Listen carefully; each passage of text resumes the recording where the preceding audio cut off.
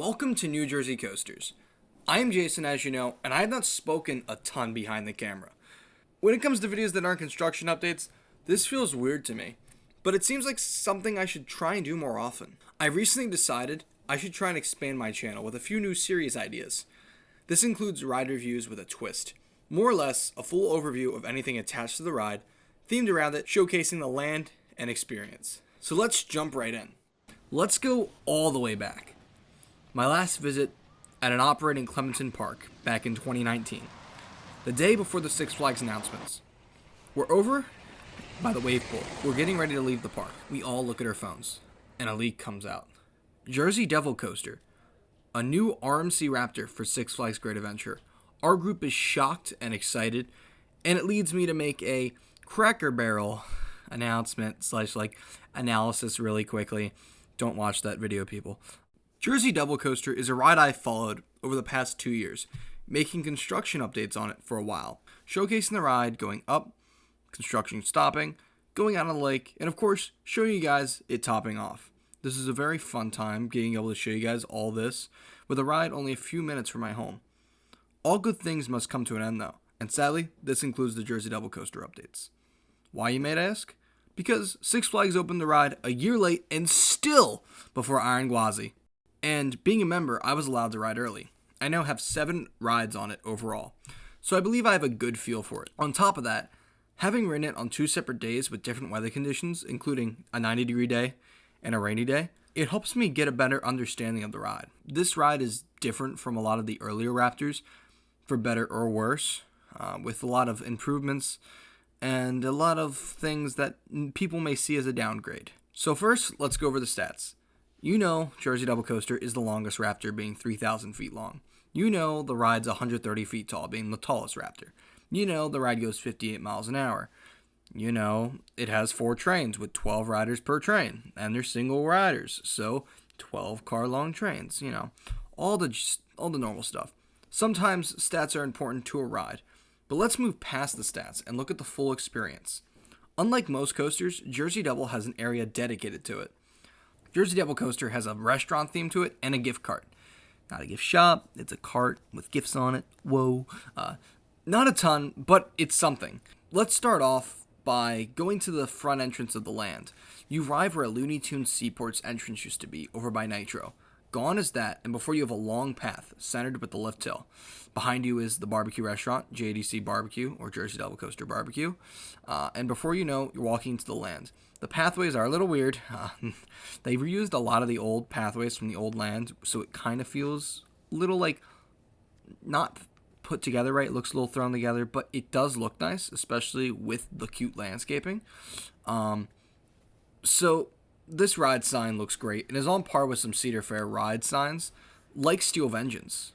How can you steal vengeance? Well, you know, Great Adventure steals vengeance because they stole El Diablo's statue, because, you know, parks like to reuse stuff.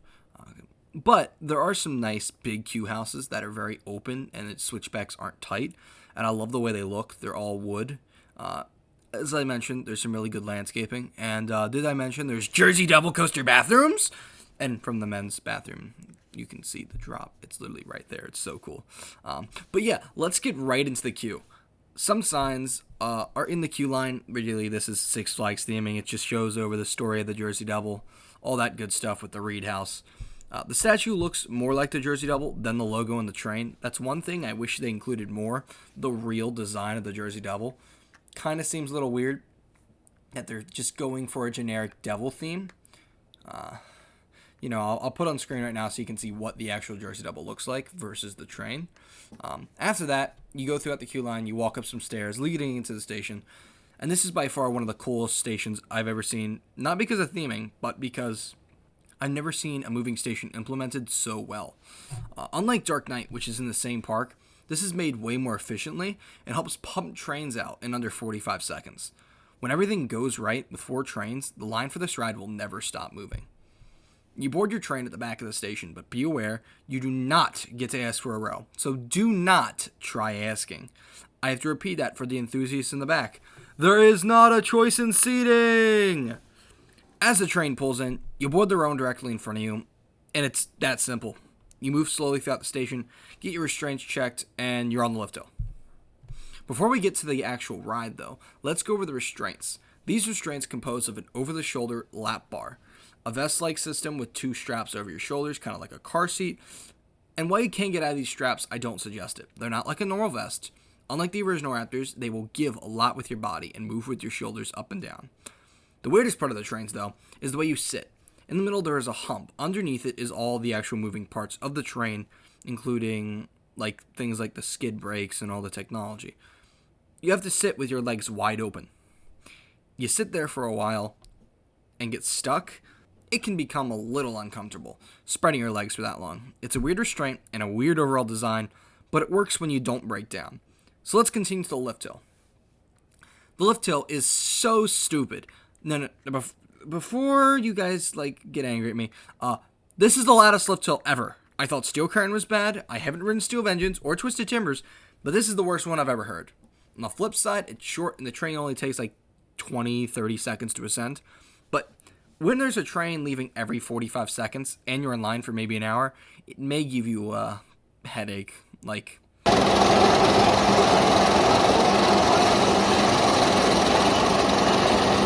This drop, like I mentioned, is 87 degrees, and this may be my favorite drop in any coaster. When you're in back row, you get thrown down it. So, sorry, but Skyrush, Toro, Outlaw Run, you all have gotten beaten by Jersey Devil. Plus, a bonus, there is no pothole on this drop. No car crash. Yay! No Skyrush. In the back, you get pulled over, and in the front, you kind of slide out of your seat slowly. You'll find with this ride, most of the elements are different on every row. Due to long 12-car trains, you have a different experience everywhere. Let's go to the dive loop, the Raven Dive, whatever someone's going to call it. It's whippy in the front and floaty in the back. It's super fun, a great element to start off the ride with. It's nothing amazing, but it is really, really fun. From there, you go into the first Camelback. While I was not super impressed with it, it gave some mild ejector in the back coming off of it. It's not the best hill in the park because, we have El Toro with the 3 best, but it is very, very good. I would put it probably at the 5th best hill in the park, only because, Magnum Hill on Mine Train. Next, you get the stall. The stall is great. The stall is fun and all. And it's drawn out, so it feels like an upside-down airtime hill. On the days when I rode it, when it was running slow, I got hang time. On my fast days, it kind of did upside-down airtime where it would push me into the seat. It's a good element, but it is not my favorite element. My favorite element on the ride is the Raven Turn, Crow's Nest, depending on what you like to call it better. I call it the devil is gonna kill you turnaround, because this is basically a 90-degree half helix twist up in a long drop off. The turn is both whippy and forceful, and smooth. I adore it. The drop-off it has the most ejector on the whole ride when you're sitting in the back. The drop has good ejector and everything, but this, when it's running fast, gives the best ejector pop. It's great. It's so fun. Seeing people when you look to your side because the train's so long, you can see the back half of the train when you're in the front. It's such a weird experience, and I love how tight it is at the top. It's going to be an element that everyone talks about because it's just so intense, and it's something that looks great from off-ride. Next, you enter probably the most floaty 0G roll or Heartline roll I've ever been on. It is a somewhat slow, but you really float through it. You don't get hang time. You kind of get air time going through it, and it's really fun. But then you hit the biggest buzzkill, the Mean Streak brakes. The mid-course brake run, or block. It slows down the train a ton. Weirdly, normally RMC mid-courses either slow it down a little bit or don't slow it down. This slows the train down to almost half its speed. When you drop off the mid-course, it's nothing really special in back row. You do get some flow ejector airtime, and it sends you into a really tight turn around the dive loop, Raven Turn, whatever. At this point, the element names in this ride are starting to anger me. You go into consecutive Outer Bank hills, which gave a small floater pop into one more speed hill with ejector, and then you go into the brakes. First, let's look at these magnetic skid brakes. I don't understand why these are the choice of brakes on Raptors, but they sure are weird. So that concludes your ride. Well, most people here would get off at the moving station. On my 6th ride, I got evacuated on the final brake run. It was a super cool experience. And even though my legs kind of like started to hurt after sitting in the same position for a while, it was fun. I know a lot of people during Media Day said it was a great fit, kind of undermining it, saying they were kind of like underwhelmed. While it's not the most intense ride, it's smooth, somewhat forceful, and really re-rideable. I'd say it's like the perfect coaster, but I went in with low expectations on purpose and was pleasantly surprised. I believe Jersey Devil is my second favorite ride in the park, just behind El Toro, and it may go up higher for me once I get more rides on it. Don't get me wrong, I love Nitro and Ka, but this experience is awesome. El Toro is just a more intense ride, and if you want to ride something intense, you go for El Toro. If you want something fast, you go for Ka. You want something graceful but still intense, you go for Nitro. You want something in the middle, you go for Jersey Devil Coaster.